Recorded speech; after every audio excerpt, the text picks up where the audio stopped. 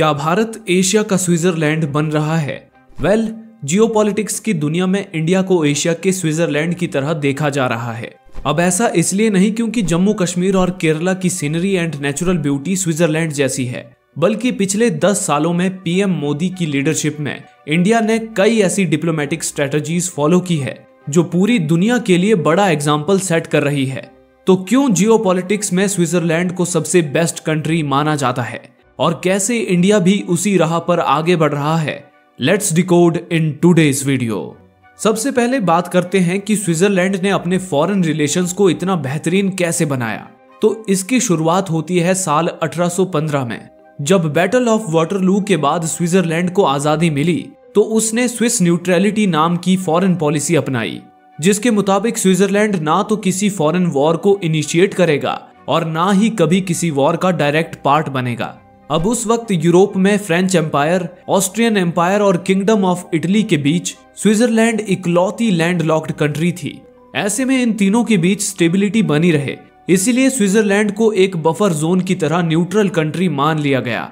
और आपको ये जानकर हैरानी होगी कि 1815 से 2024 तक 209 साल बीत चुके हैं, लेकिन फिर भी आज तक स्विट्जरलैंड किसी भी फॉरेन वॉर का पार्ट नहीं बना, जिससे स्विट्जरलैंड की एक ऐसी इमेज बन चुकी है कि दुनिया भर में आपको हर देश का कोई ना कोई दुश्मन जरूर मिलेगा, लेकिन स्विट्जरलैंड का कोई दुश्मन नहीं है। अब जंग में कोई भी साइड ना लेना आपको कमजोरी की निशानी लगेगी, बट ट्रस्ट मी, इसने स्विट्जरलैंड को इकोनॉमिकली इतना ज्यादा स्ट्रॉन्ग बना दिया है कि वो पूरी दुनिया के सामने पीस एंड ग्रोथ की मिसाल बन चुका है। मगर कैसे? हम सभी जानते हैं कि world war 1 and world war 2 में यूरोप सबसे बड़ा बैटल ग्राउंड था, मगर स्विस न्यूट्रलिटी पॉलिसी की वजह से स्विट्जरलैंड वॉर से 100% अनटच्ड था। इनफैक्ट वर्ल्ड वॉर 2 के दौरान स्विट्जरलैंड दुनिया का अकेला ऐसा देश था जिसने दोनों ऑपोजिट साइड्स के साथ बिजनेस किया था। इसी बात से आप समझ सकते हैं कि स्विट्जरलैंड का आर्मी एंड डिफेंस एक्सपेंडिचर कितना कम है। अकॉर्डिंग टू लेटेस्ट रिपोर्ट्स, जहां 2022 में मिलिट्री पर यूनाइटेड स्टेट्स ने 877, चाइना ने 292, रशिया ने 86.4 और इंडिया ने 81.4 बिलियन डॉलर्स खर्च किए थे, वहीं स्विट्जरलैंड ने सिर्फ 6.1 बिलियन डॉलर्स खर्चे थे, जो उसकी टोटल जीडीपी का सिर्फ 0.8% था। ऐसे में मिलिट्री पर ना खर्च करके स्विट्जरलैंड को अपॉर्चुनिटी मिल जाती है कि वो अपने बजट को इंफ्रास्ट्रक्चर और इनोवेशन पर खर्चे। इसी वजह से पिछले कुछ डेकेड्स में स्विट्जरलैंड में कई बड़े बिजनेस एस्टेब्लिश हुए हैं, जिससे गवर्नमेंट की टैक्स इनकम भी बूस्ट हुई है, जो कंट्री के डेवलपमेंट में ही यूज हो रहा है। इसी वजह से जीडीपी पर कैपिटा के मामले में स्विट्जरलैंड दुनिया में 7th पोजीशन पर आता है, जबकि इंडिया फिलहाल 120th पोजीशन पर है। इसके अलावा बेहतरीन फॉरेन रिलेशंस की वजह से कोई भी देश स्विस प्रोडक्ट्स को बैन या बॉयकॉट नहीं करते, इसलिए कंट्री के फॉरेन ट्रेड रिलेशंस भी काफी अच्छे हैं। अकॉर्डिंग टू रिपोर्ट्स, 2022 में स्विट्जरलैंड में 362 बिलियन डॉलर्स के इंपोर्ट्स किए थे, जिसके सामने 402 बिलियन डॉलर्स के एक्सपोर्ट्स किए थे। और जब इंपोर्ट्स के मुकाबले एक्सपोर्ट्स ज्यादा होते हैं तो कंपनी के फॉरेन रिजर्व में पैसा आता है, जो किसी भी कंट्री के लिए काफी फायदेमंद होता है। ये तो हुई स्विट्जरलैंड की बात, लेकिन आजकल एक्सपर्ट्स क्यों इंडिया को एशिया का स्विट्जरलैंड कह रहे हैं? चलिए जानते हैं। 1947 में इंडिया को ब्रिटिश रूल से आजादी मिली, लेकिन अंग्रेजों ने हमें इतना लूट लिया था कि वर्ल्ड की हाईएस्ट पॉपुलेशन को होल्ड करने के बावजूद इंडिया सबसे पुअर कंट्रीज की लिस्ट में आती थी। मगर प्रीवियस डेकेड में गवर्नमेंट ने अपनी फॉरेन पॉलिसीज पर काफी ज्यादा फोकस किया है।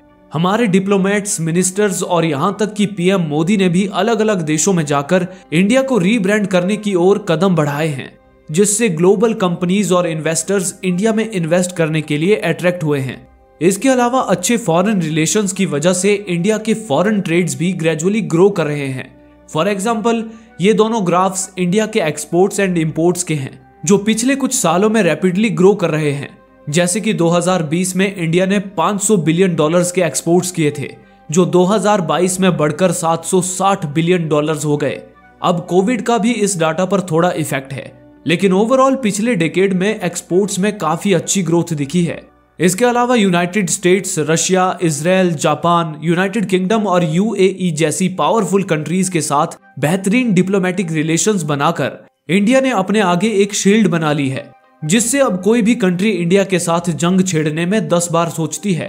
वहीं इन बायलैटरल रिलेशंस की वजह से दोनों देशों के नागरिकों के लिए बहुत सी अपॉर्चुनिटीज मिलती हैं, जो सिर्फ इकोनॉमिक लेवल तक सीमित नहीं है, बल्कि इसके कई और भी फायदे हैं। For example, recently Russia Ukraine war के दौरान भी कई देशों के कहने के बावजूद दोनों कंट्रीज सीज फायर करने को बिल्कुल तैयार नहीं थी। लेकिन जब इंडिया ने दोनों कंट्रीज से बात की, तब दोनों ही कंट्रीज इंडियन स्टूडेंट्स के इवैक्यूएशन के लिए सीज फायर करने को तैयार हो गई। इसके अलावा इंडिया की पासपोर्ट रैंकिंग्स भी पिछले डेकेड में हर साल इंप्रूव कर रही है, यानी कि अब इंडियंस को दुनिया भर के काफी देशों में इजी एक्सेस मिल रहा है। वहीं अब इंडिया भी स्विट्जरलैंड की तरह न्यूट्रलिटी अपनाने की तरफ बढ़ रहा है, जिसके रीसेंट एग्जांपल्स की बात करें तो 2022 में हुई रशिया यूक्रेन वॉर और 2023 में हुई इजराइल पैलेस्टीन वॉर में भी भारत ने किसी की साइड नहीं ली। डिप्लोमेसी और न्यूट्रलिटी के अलावा कंट्री के अंदर भी इंडियन गवर्नमेंट बिजनेस इकोसिस्टम की ग्रोथ के कई कदम उठा रही है।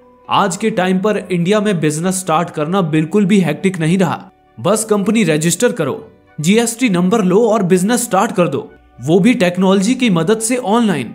पेपर वर्क तो नियरली जीरो हो चुका है, जिससे कई इंडियन स्टार्टअप करने के लिए मोटिवेट हो रहे हैं। और रिपोर्ट्स की माने तो सिर्फ 2023 में ही इंडिया में 1,17,254 स्टार्टअप्स रजिस्टर हुए हैं, जिन्होंने 12,42,000 प्लस जॉब्स जनरेट की हैं और कंट्री की इकोनॉमी पर भी सिग्निफिकेंट इम्पैक्ट किया है। Last but not least, India अपने इंफ्रास्ट्रक्चर प्रोजेक्ट्स पर भी पूरा फोकस कर रहा है, जिससे कंट्री की ग्रोथ हो। इस टॉपिक पर डिटेल्ड वीडियो आप यहां से देख सकते हैं। आज से 10 साल बाद आप इंडिया को कहां देखते हो? क्या इंडिया वर्ल्ड लीडर बन पाएगा? इस बारे में अपना ओपिनियन कमेंट्स में जरूर बताएं और ऐसे ही इंफॉर्मेटिव वीडियोस के लिए सलमान डिकोड चैनल को सब्सक्राइब कीजिए। Thank you.